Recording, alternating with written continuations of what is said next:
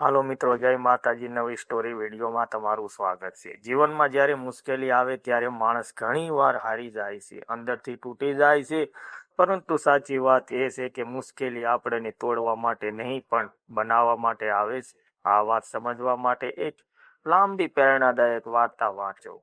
મુશ્કેલ સમય અને ભગવાન પર વિશ્વાસ. અમદાવાદ પાસેના એક નાનકડા ગામમાં રમેશ નામનો યુવાન રહેતો હતો. રમેશ ખૂબ મહેનતી હતો, પણ તેની જિંદગીમાં મુશ્કેલીઓ કદી પૂરી થતી ન હતી. ઘર ગરીબ હતું, પિતા બીમાર, ખેતરમાં નુકસાન અને ઉપરથી દેવું. એક દિવસ રમેશ ખૂબ નિરાશ થઈ ગયો. તેને લાગ્યું કે હવે શું કરવું, મારી પાસે તો કાંઈ રસ્તો જ નથી. તે રાતે એકલો બેઠો અને ભગવાનની પ્રાર્થના કરી, હે પ્રભુ, મારી મુશ્કેલીઓ દૂર કરો.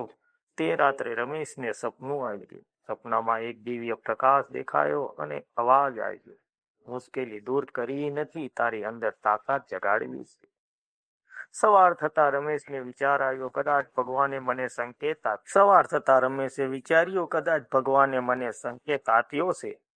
હિંમતનું પહેલું પગલું. રમેશે નક્કી કર્યું કે હવે રડવાથી નહીં પરંતુ લડવાથી કામ બનશે. તેણે ગામમાં નાનું દૂધ વેચાણનું કામ શરૂ કર્યું. શરૂઆતમાં લોકો હસ્યા, કેટલાક લોકોએ કહ્યું, આથી શું થશે? પણ રમેશ હિંમત ન હાર્યો. રોજ સવારે 4 વાગે ઉઠતો, મહેનત કરતો. ધીમે ધીમે તેની ઈમાનદારી અને મહેનતથી લોકો વિશ્વાસમાં વધ્યો. મુશ્કેલી કેમ આવે છે? મુશ્કેલી 3 કારણોસર આવે છે.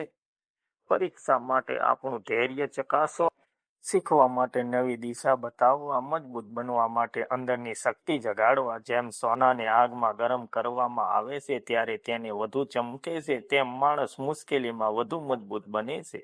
વિશ્વાસ અને પ્રયત્નનું ફળ. કેટલાક વર્ષ પછી રમેશનું નાનું કામ મોટું ડેરી ફાર્મ બની ગયું. હવે તે બીજા લોકોને રોજગાર આપતો હતો. એક દિવસ કોઈએ પૂછ્યું, તારી સફળતાનું કારણ શું છે? રમેશ હસ્યો અને બોલ્યો, જ્યારે મને લાગ્યું કે બધું ખતમ છે ત્યારે સમજાયું કે સાચી શરૂઆત હવે છે. વાર્તાનો સાર.